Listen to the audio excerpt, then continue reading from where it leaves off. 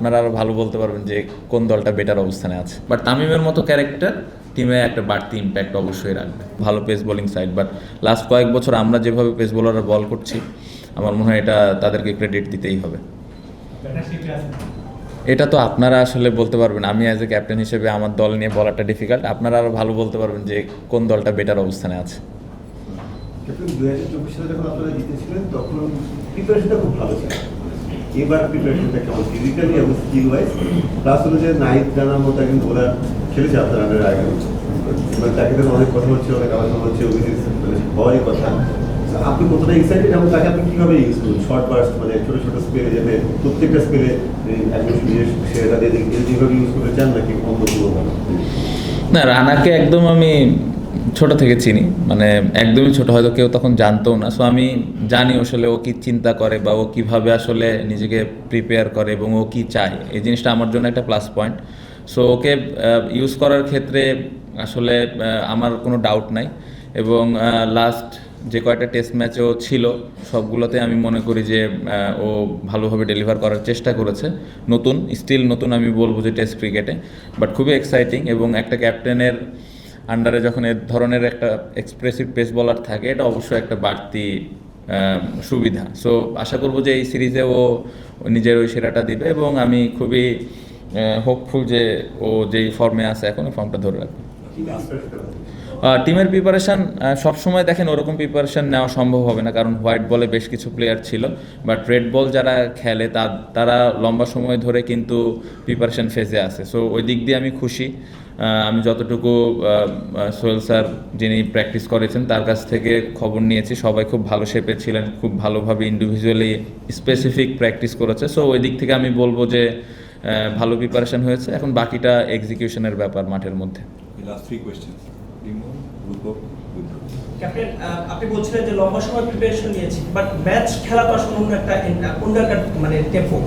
Last almost 6 month আমরা টেস্টে খেলিনি, সবশেষ নভেম্বর টেস্ট যদি বাদ দিই, মাঝে একটা মাত্র ফোর্ডের ম্যাচ খেলেছিলাম।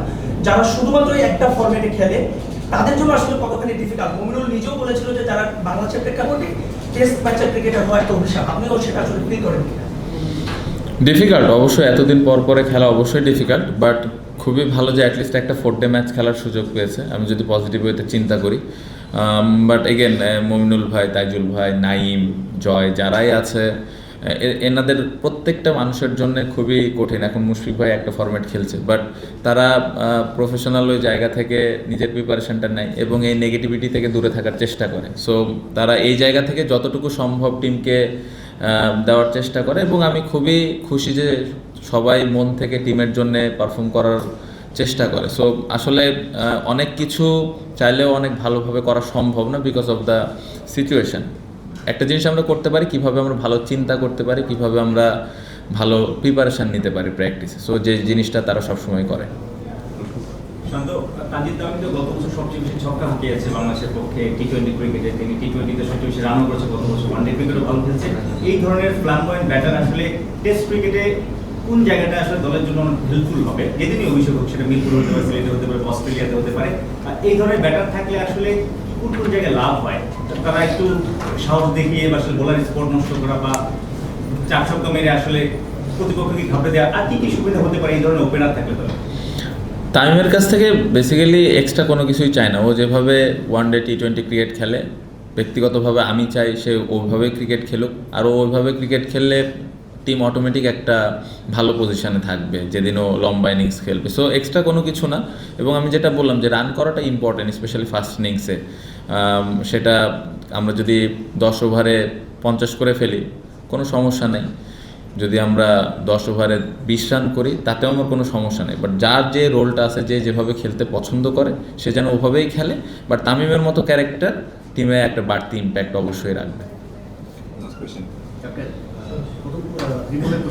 যোগ করতে চাই যে কিছু ক্রিকেটার হয়তো বিসিএল খেলেছে, একটা রাউন্ড খেলেছে, টেস্টে একটা প্রিপারেশন হয়তো বা কিছুটা হয়েছে, বাকি প্লেয়াররা তো সাদা বল হোয়াইট বল ক্রিকেটে ছিল। তারা যদি একটা সুযোগটা পেত, আপনি ছিলেন, আবু জানা ছিলেন, তারা সুযোগটা পেত, এটা একটু বেটার হতো কিনা? আর আপনি ব্যাক অফ দ্য মাইন্ডে বলছিলেন যে আগের 2 বছর আগে টেস্ট জয়ের কথা, হোয়াইট ওয়াশ করেছিলাম আমরা, এবারও কি হোয়াইট ওয়াশ করার প্ল্যান আছে কিনা? প্রথমে যেটা বললেন যে আসলে হোয়াইট বল যারা খেলতেছিল তাদের ওই প্রিপারেশনটা ওরকম হয়েছে কিনা বা এরকম ম্যাচ খেলতে পারলে ভালো হতো কিনা, অবশ্যই ভালো হতো, বাট সিচুয়েশনটাও বুঝতে হবে, আমাদের আসলে ওই অপশনটা ছিল না। সো আমরা অনেক দিন ধরেই খেলছি, বা যারা হোয়াইট বল খেলে অনেক দিন ধরেই খেলছে, তারা মেন্টালি ওইভাবে জানে আসলে নেক্সট সিরিজটা কী। তো স্লোলি ওইভাবে নিজেকে প্রিপেয়ার করে, এবং প্র্যাকটিসের বেশ কয়েকদিন সময় আমরা কিন্তু পেয়েছি। সো এই জায়গাতে আমি কোনো ধরনের প্রিপারেশনের দিক দিয়ে এক্সকিউজ দিতে চাই না। আমার মনে হয় যে যারা হোয়াইট বলে ছিল তারাও well prepared enough to play this test series.